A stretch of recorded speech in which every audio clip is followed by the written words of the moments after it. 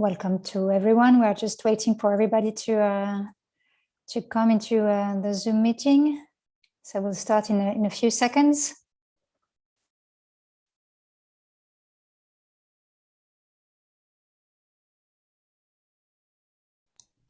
Okay, we're now live. Raphael, you can go ahead. Okay.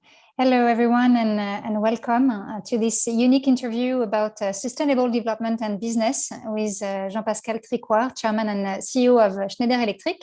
I'm Raphael Gauthier, representing HEC Paris, and I'm very, very happy to be here today. Schneider Electric clearly is a key and long-lasting partner of HEC Paris and the HEC Foundation, which is key for us. We are very grateful for this support because it's a driving energy. Thanks also to the commitment of women and men from your teams, Jean-Pascal. I am sure that the audience know or have heard about Schneider Electric's motto about life is on, everywhere, for everyone, at every moment. It's true to say that energy plays a key role in every aspect of the human life as we know it. And if I may echo painter Raoul Dufy, who described electricity as a ferry for world exposition in 1937, if I'm remembering well, it's really a key asset for the world. But of course, you're a European multinational company, and you provide energy and automation, digital solutions for homes, buildings, infrastructure, industries over more than 100 countries. But you are also very well known for your commitment for environment, ethics, inclusion. The group has been ranked in the Corporate Knights Global 100 Most Sustainable Corporations and the Carbon Disclosure Project A-list. So I think it's going to be a very exciting moment with you, Jean-Pascal. Thank you very much for being with us, being at HEC Paris, but not only. Adrien mentioned it. We are on Zoom with HEC Paris students, professors, and staff, but we wanted this moment to be shared and be as open as possible. So we are also live on YouTube. So we are very eager to listen to you, sharing with us your vision for sustainable development and business, learn how Schneider Electric empowers all to make the most of our energy and also make us actors of a more sustainable use of the energy. And I will let now Louis, who will start by introducing you, and after you will be interviewed by Maël from ESP'R Student Club and by Héloïse from HEC Débats Student Club. And I would like to thank all three of you. And now I leave you the floor. Thank you again for being here. Enjoy the moment. Thank you, Raphael. Good morning to all of you. Thank you for attending this conference organized by the student associations HEC Débats and ESP'R. I would like to take this opportunity to thank the technical team at HEC for making it possible to put this conference on Zoom and on YouTube, as well as the Career Center at HEC and the Schneider Electric teams for having offered us the possibility of this discussion, which promises to be rich and topical. It is topical because the French Parliament is actually debating the Climate and Resilience Law, which is intended to be the major ecological law in recent years. This is directly linked to the work of Schneider Electric, which has established itself as a model among big companies in environmental matters. The urgency is there. Everyone has understood it by now, and large companies like Schneider Electric have and will have a key role to play in the energy transition that we must make. So thank you, Jean-Pascal Tricoire, for coming us and talk to us about your company and these vital issues for all of us. I wish you all a good conference, and I leave the floor to Maël to introduce in more detail our guest. Thank you, everyone. Thank you, Mrs. Gauthier, and thank you, Louis. Welcome, everyone, and thank you for joining us today. I remind you that you can ask your questions in the Q&A box at any time. Before we start, let me introduce our guest. Mr. Tricoire was born in 1963 in France and studied engineering at l'École supérieure d'électronique de l'Ouest in Angers, west of France, and received an MBA from what is today EM Lyon, a French business school. A few years later, in 1988, he joined Schneider Electric and has since risen to become chairman and CEO of the company in 2013. His career at Schneider has been very international, spending 5 years in Italy, another 5 years in China, and then 1 year in South Africa. In 2011, he finally settled in Hong Kong, from where he joins us today. So thank you, Mr. Tricoire, for honoring us with your presence. Good morning, everyone. Good morning, Mr. Tricoire. Mr. Tricoire, 1 year ago, the French magazine Le Point called you a CEO who anticipated the crisis.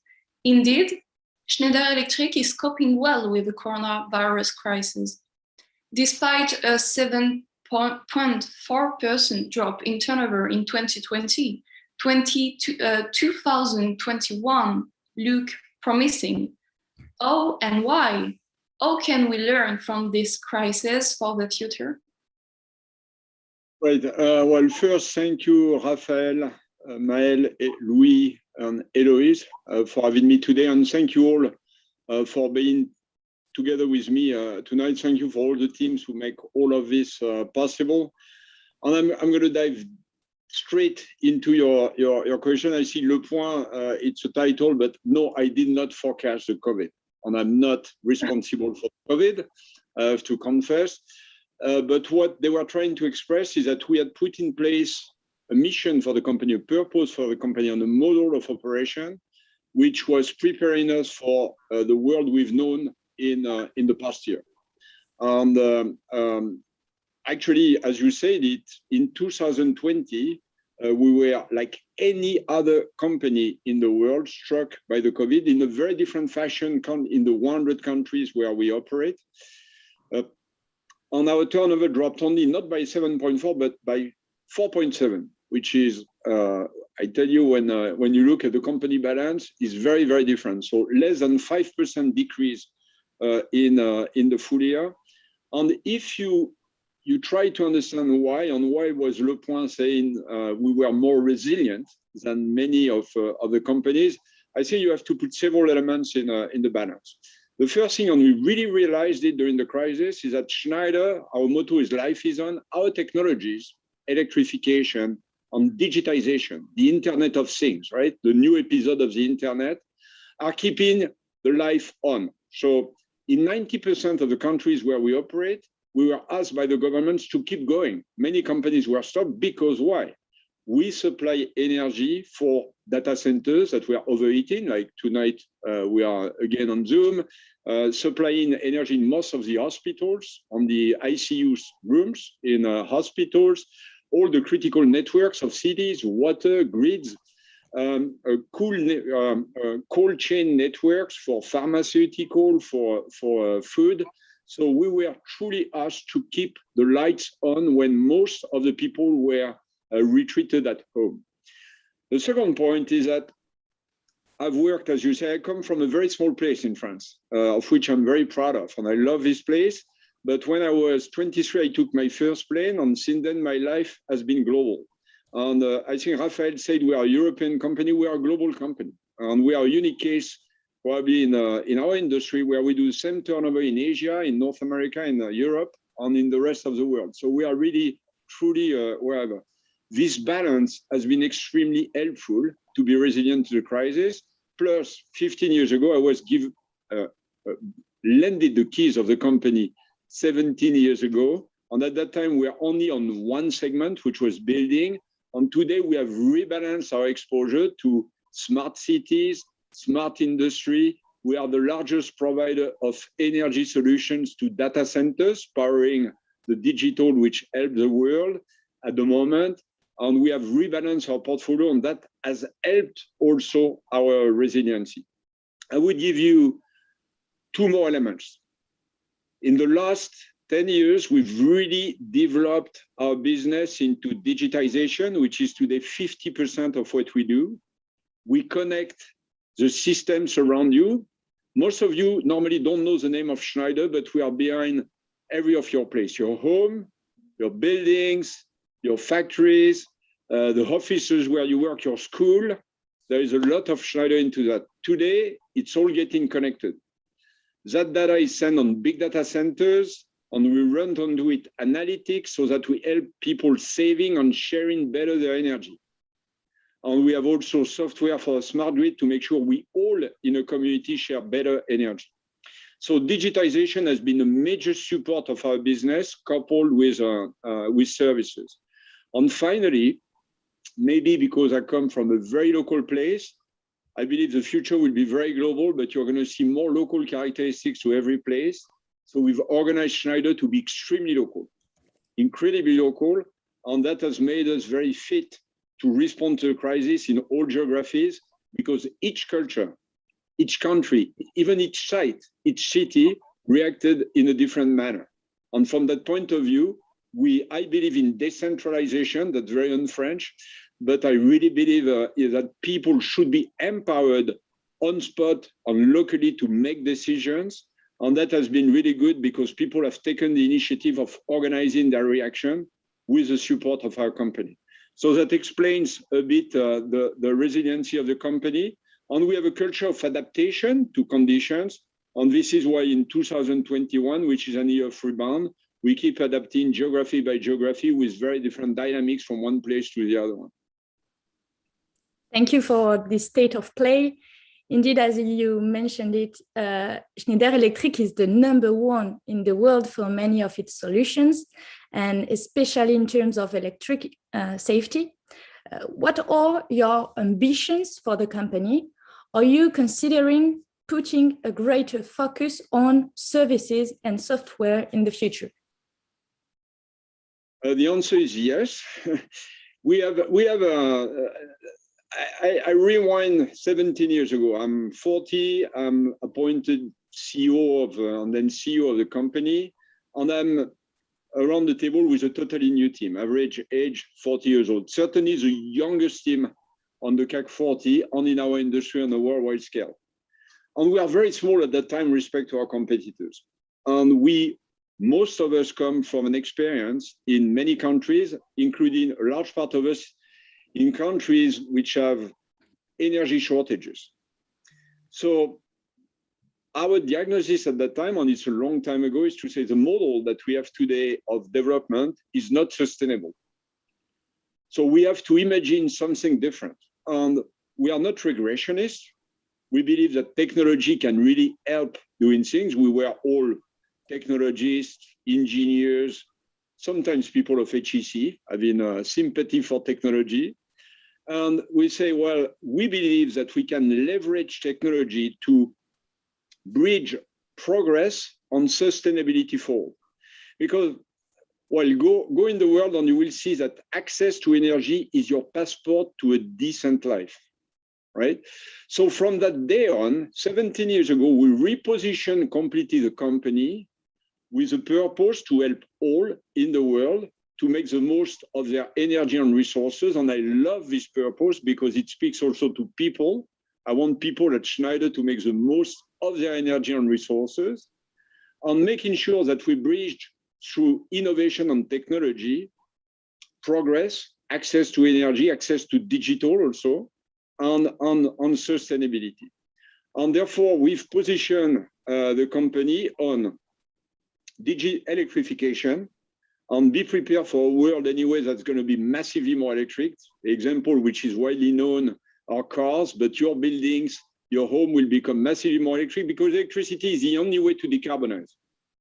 Based on renewable, based on no carbon, it's the only way. Be prepared for a world that was going to be massively more digital. And you know what? The episode 1 of digital was connecting people to people. Episode 2 is connecting you to your environment, to the objects around you so that you are more efficient with them. And the third point is really to make sure that at Schneider, we will be championing solutions for sustainability, helping each customer to consume less and to consume better their energy, because at the end of the day, let's be simple, climate change is about carbon emission, and carbon emission is 80% around energy.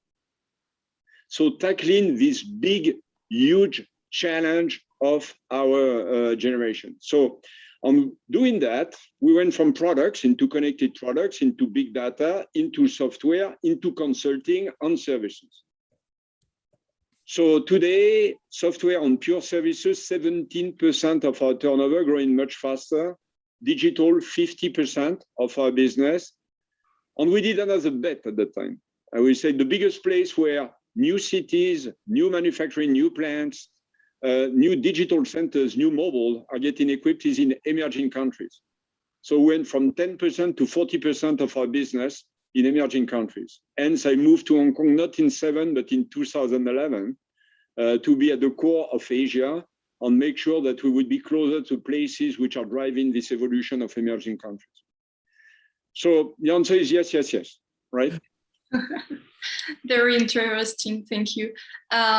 We will tackle the environmental topic later, but first, as a matter of fact, will Schneider Electric develop its activities in developing countries too? And if so, what are the main hurdles to overcome?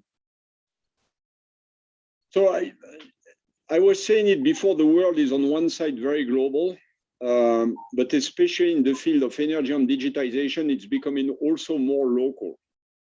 You know that in electricity, on the electricity we are talking about is completely different, right? It's going to be based on renewable, on storage, on decentralized. We are doing micro. It's all digitized. You can control it from your phone. So that's what we are working on. But that both electricity, and you know it because when you travel, you have that interface of plugs that shows you that electricity can be very different from one place to the other one. But also the digital world is not unique. I mean, when I go to China, I'm on WeChat, I am on Baidu. I'm not using the same tools as I do in other places. And it's not only China and the US. Every place is very different. So what we do is to make sure that we are very adapting very precisely what we do and how we develop country by country, place by place, and adapt our solutions to the places where we operate.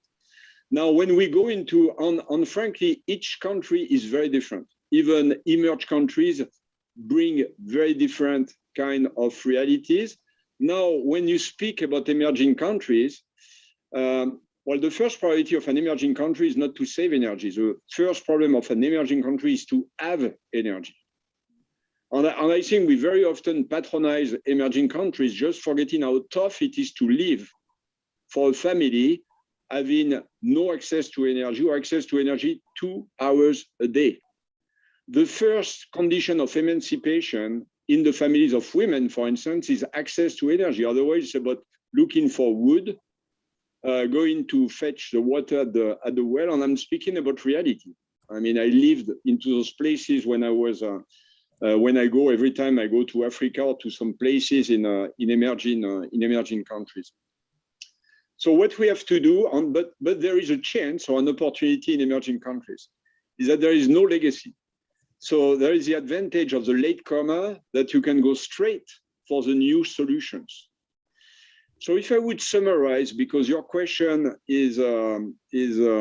could take more than 1 hour to answer to,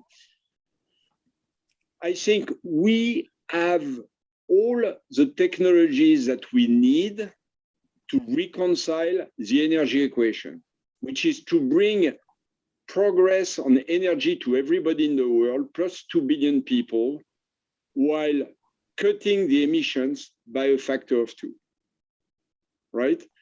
We just have to rethink very differently the way we use energy, the way we save energy, thanks to digital particularly. Digital is a true disruptor in terms of efficiency, and the way we supply energy with a lot more decentralized, renewable, and stored energy. And when you do that, you see that some countries go very fast to operate this transition, and some countries are still dwelling in the past.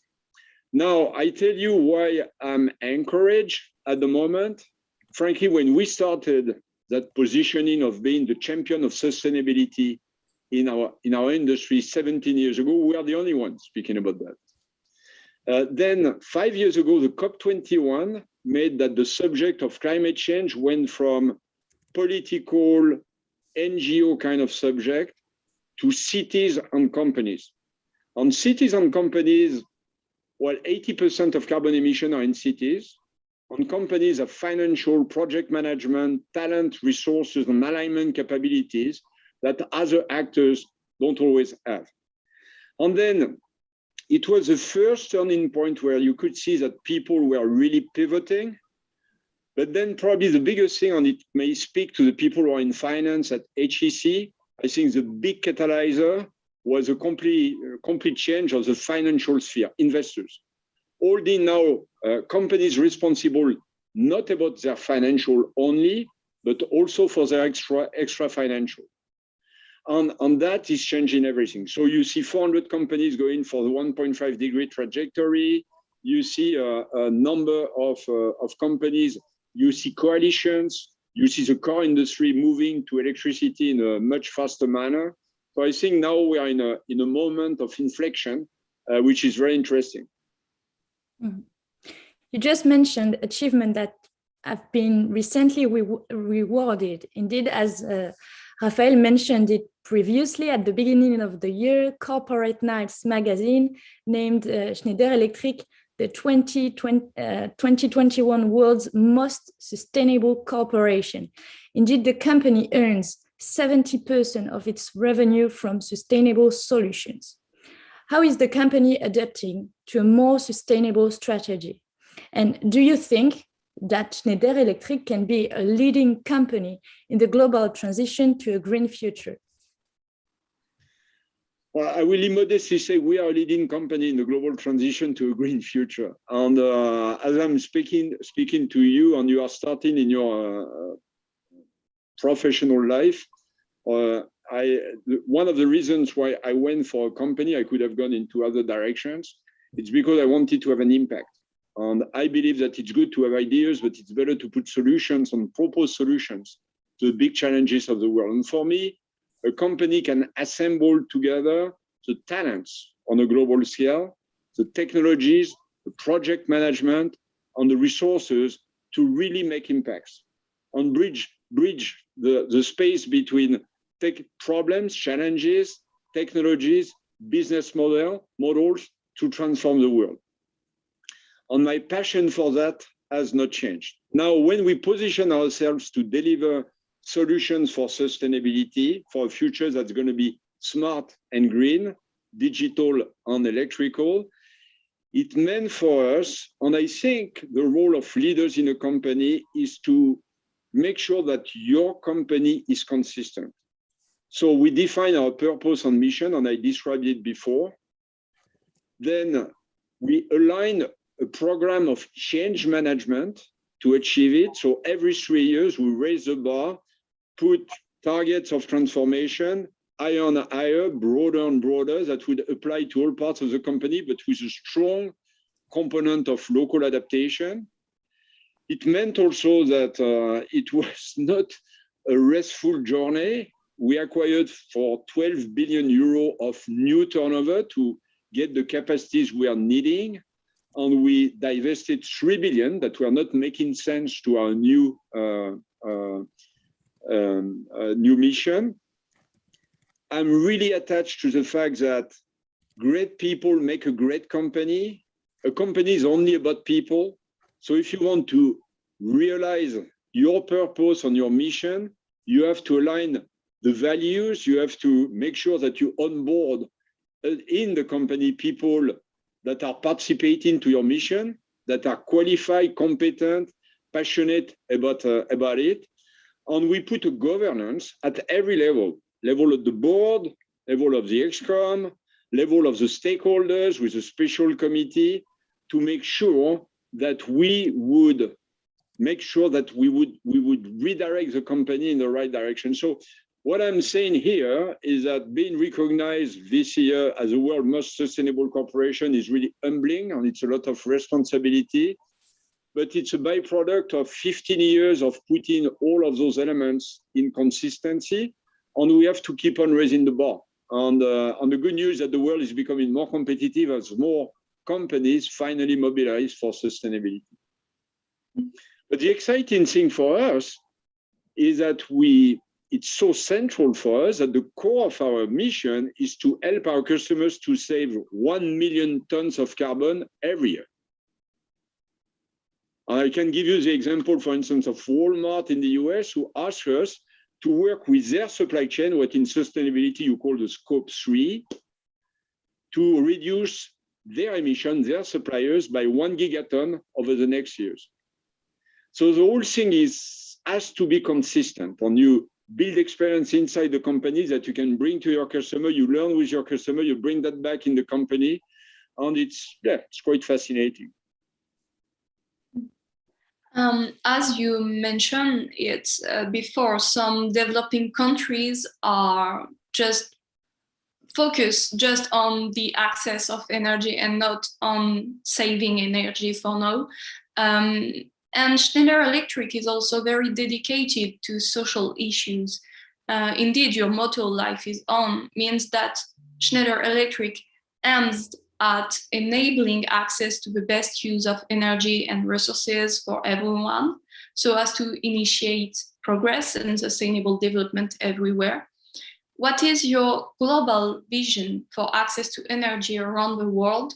And should access to energy be a human right? What do you think? Well, I think you are asking a very right question, right? A very important question. So definitely at Schneider, I believe two things. I believe that the energy is a fundamental human right, because for anybody who has lived without energy, most of your life is dedicated to do all the things that energy does for you. Find the water, cook the food. And it's today when people, and you still have a large number of people who are using kerosene, wood to do that, it's still a major source of intoxication, diseases, fires in houses. So it has multiple implications. It's your first access to education. I mean, you need light to be able to read something. And we clearly associate electricity and electricity, which is the energy of the future and the present, with digital. Because if energy is your passport to a decent life, digital is your passport to educational or economic inclusion.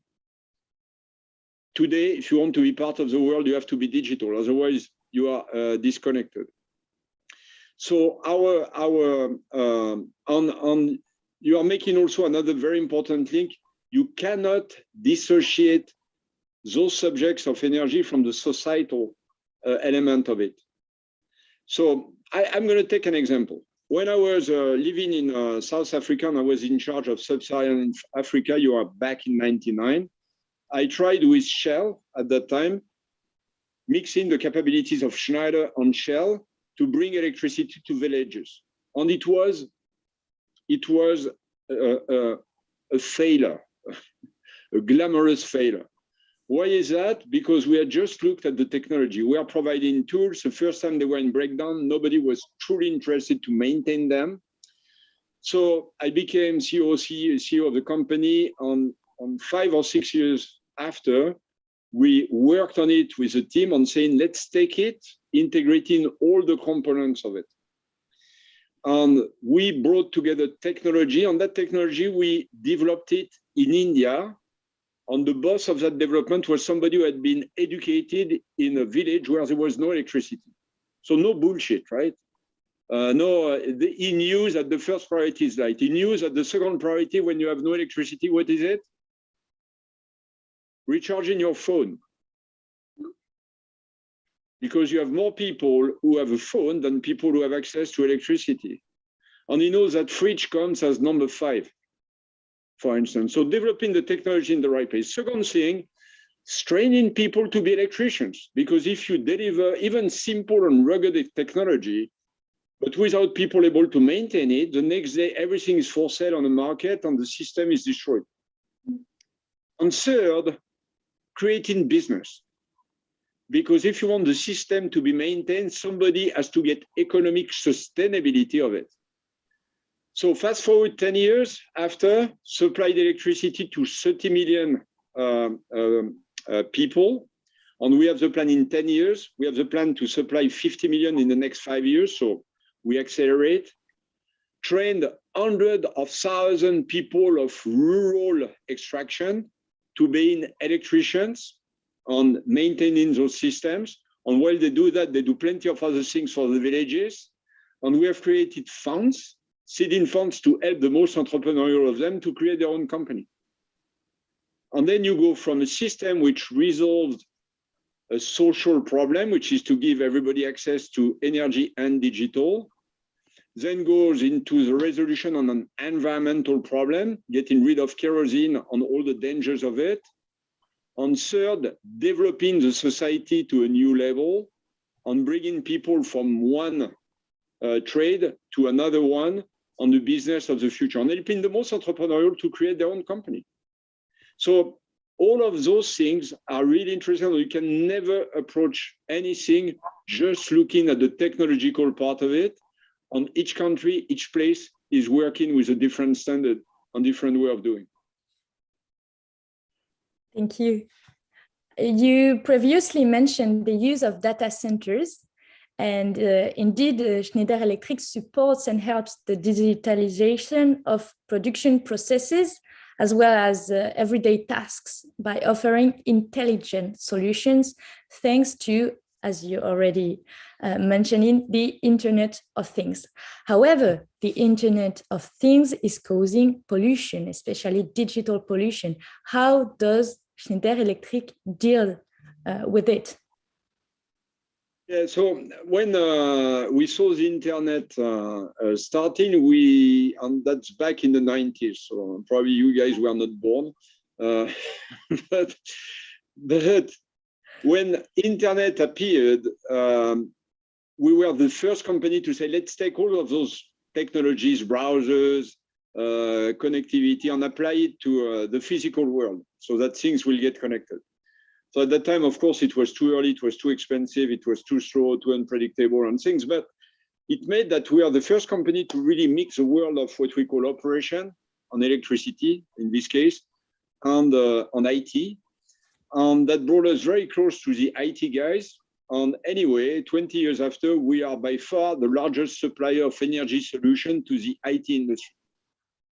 And it's absolutely fascinating because we've been through every transformation. The IT industry is always moving, and it has two characteristics. It's powered by electricity, and it's a very high density of electricity, and everything is connected. And we have to follow the computing. When somebody 10, 12 years ago or 15 years ago invented virtualization, which is to move sums of computing across the servers to optimize them, we have to make sure that our system follows the computing with electricity. So it has to be controlled in real time. And clearly, powering IT is one of the fastest growing elements for electricity in the past 20 years, and it's going to be even more in the next years to come. Now, I like figures because words fly, but figures remain, right? So take the energy we consume in the world, 100%. How much is electricity? 20%. Very little. Most of what we do is fossil fuels, gas, and what is creating carbon emission is burning carbon, right? So electricity is only 20%. How much is IT of all this? 10%. So today, the whole of IT is 2% of the energy consumption of the world. So now, let's first think about one thing. How much carbon do I save by not being on your campus tonight? Okay, quite a lot. Now I will share something with you very privately. I'm absolutely tired of being on Zoom, on Teams all the time, but I would happily go back to more physical meetings as we go forward. Now, also today, 2%. Fast forward 10 years, 3% maybe. Now, how much is the IT consumed by business? 20%. of the whole IT. How much is what IoT is doing, what is helped, what is used to save energy? 5%. Okay? 5% of the 2%. So on let's go with it, okay? Every time you do a Skype, rather than going physically to a place, you save a lot of carbon. Every time I don't board a plane, I save a lot of carbon. Every time we apply digital with a price which is 10 times less on a time which is 10 times shorter to make a building smart, I save as much energy as construction technique. So the benefit that brings digital applied to the IoT is huge, huge respect to the consumption, which is 5% of 10% of 20% of the 100% of energy, right? What does consume energy a lot for IT is Netflix, streaming, Instagram, the pictures. I mean, a picture is a lot of pixels. And I know you don't use it because you are environmentalists, right? You never use that. But 80% of the IT is about leisure, right? And I'm not against leisure, but if we want to be sober with IT, let's start to be a little bit sober with our social networks, our video streaming, and those kind of things. 20% for the business, 5%, of which 5% for IoT. True, we don't use Instagram and Netflix. It's totally true. There are already a lot of questions from the audience, but before we move on, I want to ask you just one question. What are the next steps for Schneider Electric to ensure sustainable development? And are you looking for a B Corp certification, or are you considering becoming an entreprise à mission like Danone did? Yeah, look, we've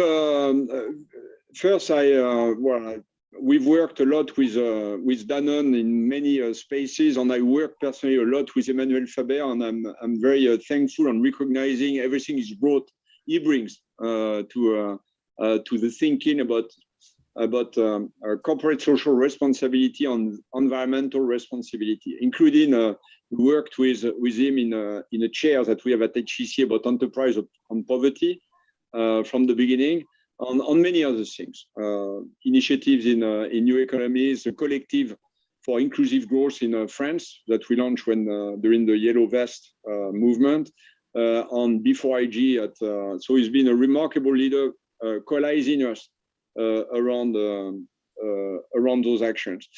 We've put in place all the mechanism, purpose, mission, stakeholder committee at Schneider, which are the attributes of an entreprise à mission.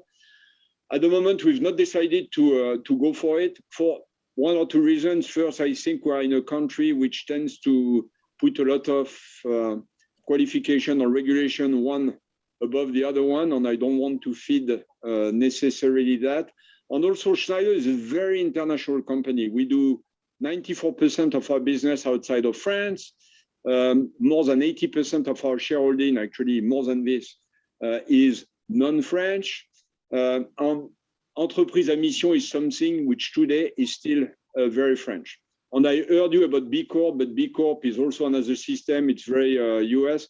So we work on the system, which is pretty much compliant with what has been put in the direction of an entreprise à mission, but without going for all the certification things which are going with it. And what we do on the other side is make sure that we are rated by the agencies that you were mentioning, the corporate knights, the Dow Jones Sustainability Index, the parameters of the UN Global Compact that we have been one of the earliest adopters of, and so on and so on, so that we really evaluate how we fare, respect to other companies, and respect to the expectation of our customers and the stakeholders in progressing in sustainability.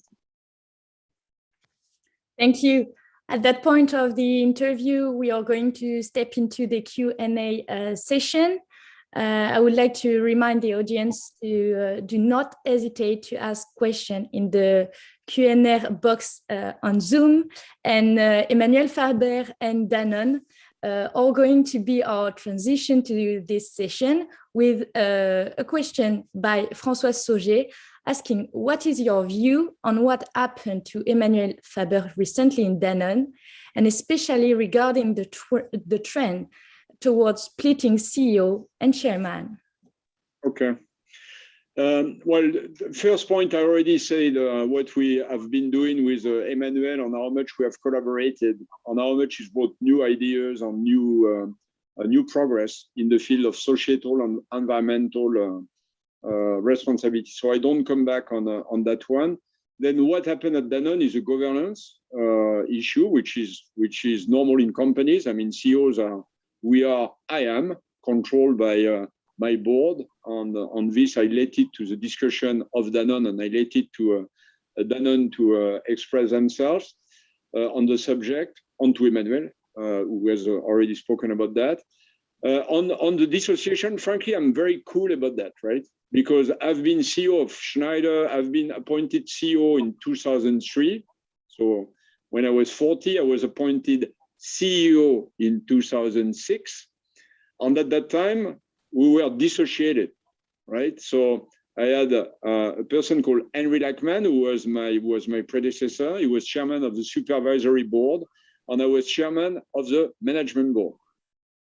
Then 7 years after, when Henry retired, and frankly, we did very well like this, right? It's at the end of the day, we can pile up regulation, principles and everything. It's all a question of control, being demanding and supportive for a board. And it's a question also of chemistry of people. At the end of the day, we are collectively responsible of a huge responsibility. For me at Schneider, at that time, we started with 50,000 employees. Today, we have 140,000 employees. We've grown in the past 15 years, the company by a factor of 3. We carry that responsibility of helping each other and controlling each other. Enfin, they control me, actually, to be very realistic, on making sure that the things are on the right track. And they help me to think. They ask all the difficult questions. They challenge me, and we make a number of decisions together. So 7 years in dissociated. When Henry retired, we said, well, what are our biggest markets? It's number 1, US, number 2, China, number 3, France. Those 3 markets have a large dominance of unified governance, chairman and CEO. And at that time, we put in place a new governance for the French, where I think we were one of the first companies to put in place a lead independent director with a number of prerogatives that was much higher than the dissociated chairman. 4 independent committees that in the meantime became 5 because we added the digital committee. And I tell you, the board works twice more if we have this associated governance. So there is twice more control if this is a... But now, Schneider is going into a new sustainability cycle. So we launched a new sustainability plan, higher targets, broader scope, and we want to be in the best practices in everything in ESG, and G is governance. So we've announced in the resolution of our AGM that we, in my next mandate, if I'm re-elected, my next mandate is coming during the next AGM for re-election, that during that mandate, we're going to go to a dissociation again. But frankly, I'm really cool about it. I've been through the 2 ways of doing, and both have worked very well. It's a question of understanding the role of the board, the role of the executives, and keeping a very strong communication between the two elements of the governance. And make no mistake, a board is an essential element of the competitiveness and the sustainability of a company.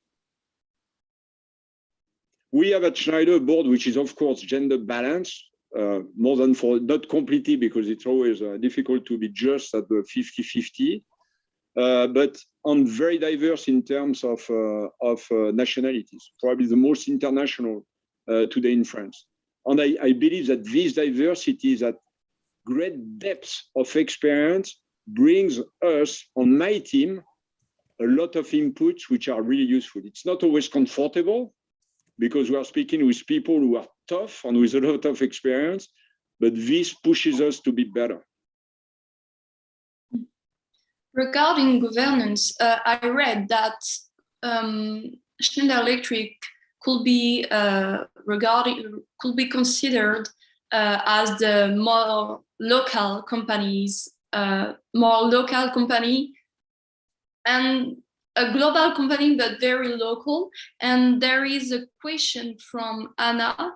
How do you manage to lead such a huge group with so many offices worldwide in different time zones, with different priorities and aiming at different markets?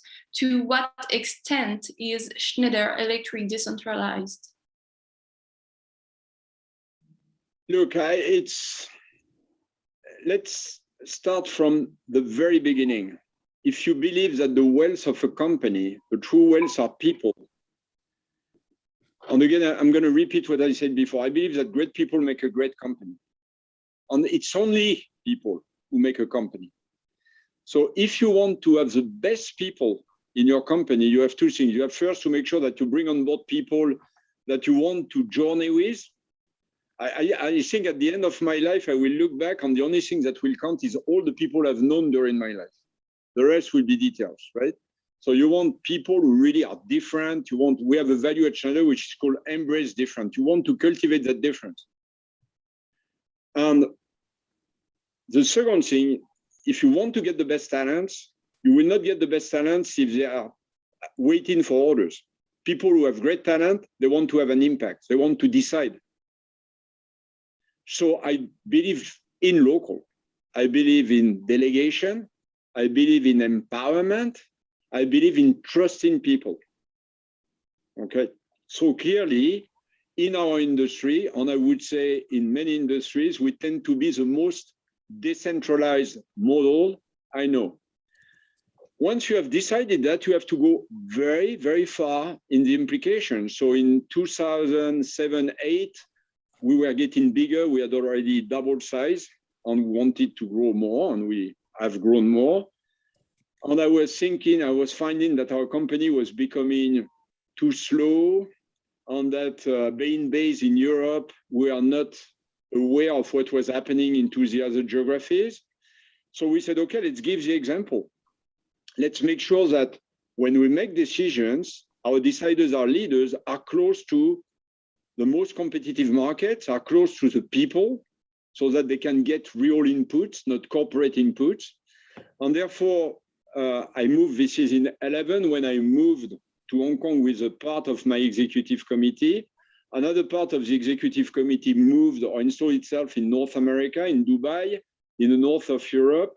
And from that point on, we worked in a mode that we call global and connected, where our direct neighbors are not the other leaders of Schneider, but they are salespeople, they are the people dealing with the customer, and we are immersed in this. So we want to be multi-local. We want people locally to feel empowered and responsible to make decisions. And to do that, we went as far to kind of scatter, thanks to technology, thanks to the intensive use of digital, our leaders and our decisions very close to the places, to the battlefield, and to the places where changes are happening. So now we can move to a question by Alex Nativiel, asking, what do you think about the latest Oxfam study about CAC 40 companies that highlighted that only 3 companies, and Schneider Electric was part of them, had objectives, ambition enough to achieve the objective of 1.5 degrees augmentation? Why companies are not moving fast enough? And can you help them to follow your path? Look, I don't want to make comment on that. First, it's great that we are recognized for everything we've been putting into place over time, on the fact that we are putting into place that trajectory. We want to be carbon neutral on our own scope by 2025, and carbon neutral with a scope 3. That means our ecosystem by 2040. All right. And we want to be zero biodiversity loss by 2030 also. That goes really well together. And I don't know for the other companies, frankly, I didn't go into the detail of this. What I see is that all the companies I know in France are really engaged into a trajectory of sustainability. And we have an activity of consulting for that, which is shouldered on real solution. I often say you have plenty of people who want to consult on sustainability. At Schneider, we are not only doctors, we're also pharmacists. If it's your choice, right? We can tell you, we can help you strategize, what you understand what you are doing, strategize your response, but if you want, we can really implement, because first, we are an industrial company. We have 200 factories, 100 logistics centers, hundreds of offices. We know what it is to be a company and a real company. And second, we have technologies to really cut carbon emissions. And to take some of the last examples, we are partnering with Faurecia, for instance, on a very ambitious plan for all their factories around the world, and with ST Microelectronic. And it's an interesting one, this one, because ST is also a big supplier of technology for the IoT to us. And we are working together on reduce the carbon footprint. So I see that movement, and we enjoy working with other companies to help them deploy digitization and clean energy technologies to resolve or to get a better trajectory in terms of climate change. You say that you prefer actions than discourses, and there is a question from an anonymous person.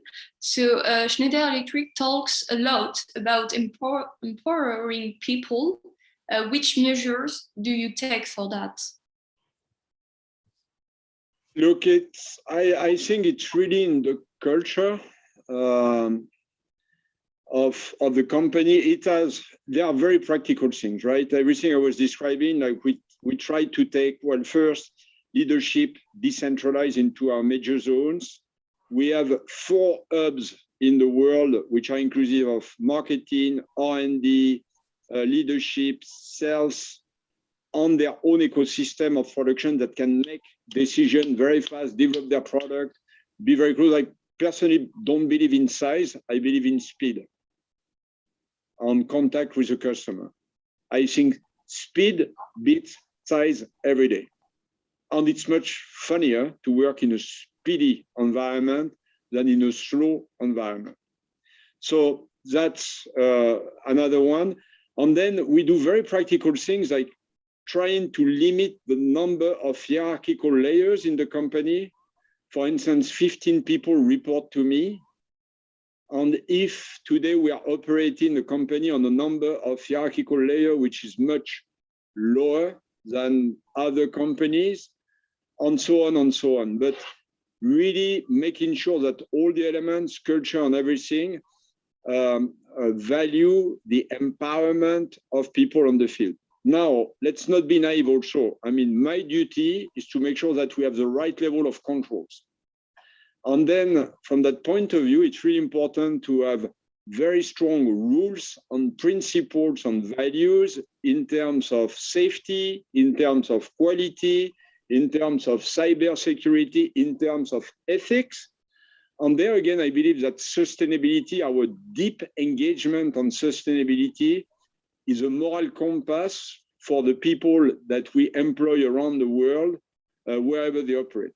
And this is why we were one of the first companies to go to a Global Compact, to adhere to a Global Compact more than 20 years ago, because not only we saw the value of working together on the energy and carbon footprint, but also it was giving a whole shared frame on which we can partner together with our customers, with our partners, with our suppliers, in progressing in the way we do business, on limiting the risk of having deviant behaviors. The interview now is close to the end. We have many questions of the audience. But we would like to ask you if you have a closing message for students to share and to end up with. There is a first point probably on my side is to realize that with this COVID, you are living a period which is really not nice, right, for students, right? And I'm thinking a lot about the youth and people of your age. Well, the good news, I hope, is that we all get vaccinated and that gets resolved sooner than later. But at the same time, I have to say I'm terribly jealous, really jealous, because you are young, right? And that beats any kind of CEO position and that kind of thing. And when I look at the world you are facing, whatever, this world is far more open and global than the world I was facing 30 years ago or 40 years ago, right? And I believe also that you are experiencing the biggest technology revolution that will affect everything in our societies. The way we work together, the way we work with our environment, and the way we can solve the major challenges of our generation. And what I like really in your generation is that awareness that you have, which is very dear to me. And I come back to my rural origins, on the need to preserve environment, nature, and probably to be back sometimes in the way we work together, the basics of human relationship. So I'm very jealous. That's my only conclusion. And my only message to you is do things that you are not expecting. And if I look at probably the only reason I'm the CEO of a company, whatever I come from, and the fact that I could not travel when I was young and couldn't really discover the world, take difficult missions that very often the others don't want, embrace difference, go and look for things that you don't understand, and try to understand the vision of the other people, because the world you're going to live in will be much more diverse than the world of yesterday, and it's great news for the world. And leverage everything, technology, knowledge, connection, on all the people you are linked to resolve the challenges that we are facing collectively. And come to work with Schneider. That's my last message. Thank you for your advice. We will keep it in mind for sure. So thank you everyone, and thank you so much, Mr. Tricoire, for your presence and for your very insightful answers. Thank you everyone, and have a nice day. Sorry. Thank you very much. Evening, Jean-Pascal. Thank you everyone. A very good day. I'm going to go for my night. Okay. Thank you.